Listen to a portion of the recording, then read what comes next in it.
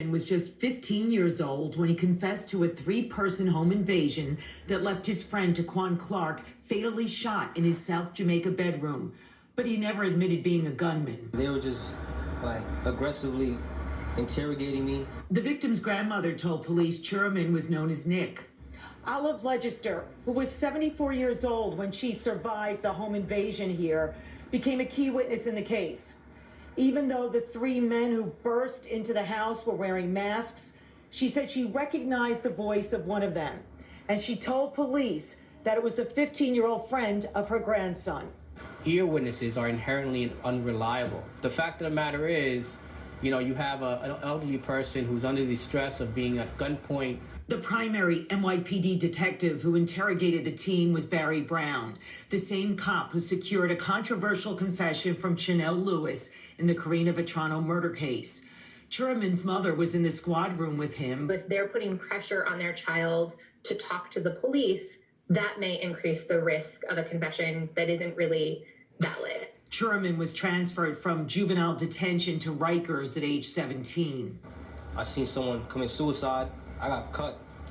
I got jumped. A Queens judge then sent him to state prison for 9 years to life after his murder conviction. I seen dudes that had the same exact sentence to me, and they had 40, 50 years in. Last summer, the appellate division in New York vacated Churaman's conviction and ordered a new trial because the original judge did not allow defense testimony on false confessions. The ruling made note of the teen's characteristics that heightened his vulnerability to manipulation. The Free Prakash Alliance was formed and raised $20,000 plus bail money. I would support Prakash no matter what. I don't think that incarceration solves problems. Churaman is now wearing an ankle monitor, living under house arrest with his mother in a rental home the Alliance helped him with. The district attorney offered him a deal, plead guilty to assault, and walk free for good this summer. Another trial is a huge gamble, but Churaman says he won't plead guilty. I'm innocent. I have morals and ethics. I'm a man at the end of the day. And I know deep down inside I did not commit this crime. I'm Mary Murphy, Pix 11 News.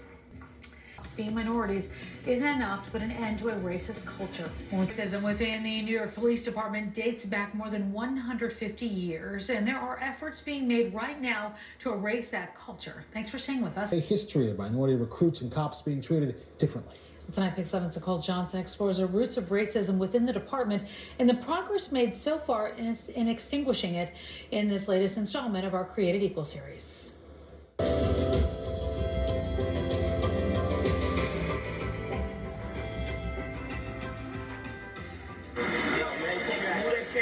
Tension between the NYPD and the community dates back to 1845, when officers were predominantly Irish men. When the NYPD appointed the first Italian detective, Detective Petrosino, that was seen as breaking racial barriers because Italians weren't considered white at the time. Police officers focused on two groups, immigrants and freed black slaves. Policing started with slave patrols. It's inherently racist. The first black NYPD officer, Samuel Battle, joined the department in 1911. Not only did cops target the community, but now they did it within their own ranks.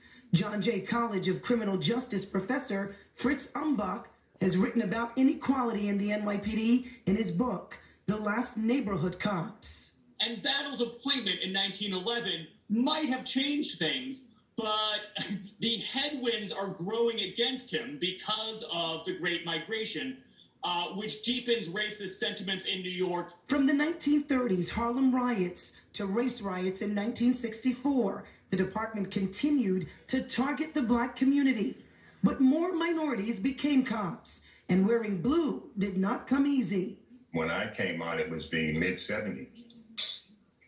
And I was met at the door with racism. They were trying to weed black men out by telling them that they had heart murmurs. Retired NYPD Detective Graham Witherspoon and other former minority officers say they too experience racial bias.